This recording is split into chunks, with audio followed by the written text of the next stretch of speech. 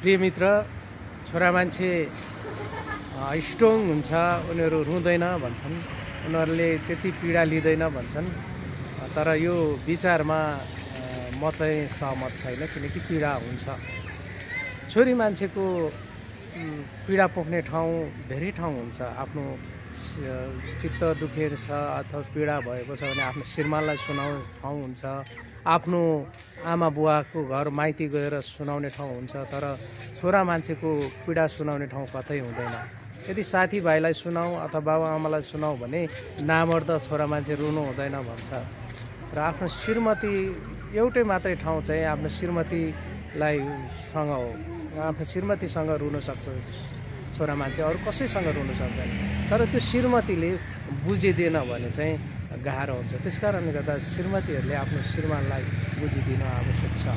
उनीहरू बाहिर देखावटी रुँदैन, तर उनीहरू नदेख्ने गरी कति रुन्छन् उनीहरू, किनभने उनीहरूमा धेरै पीडाहरू हुन्छ। सामाजिक जिम्मेवारी हुन्छ, अनि पारिवारिक जिम्मेवारी हुन्छ, अनि त्यस कारणले गर्दाखेरि आफ्नो अफिसको जिम्मेवारी हुन्छ, धेरैवटा जिम्मेवारीहरू चाहिँ हुन्छ। त्यो जिम्मेवारीहरूमा कहिलेकाहीँ धेरै पीडाहरू हुन्छन्। अनि त्यस कारणले गर्दाखेरि श्रीमतीहरूले चाहिँ श्रीमानको पीडा बुझिदिन आवश्यक छ।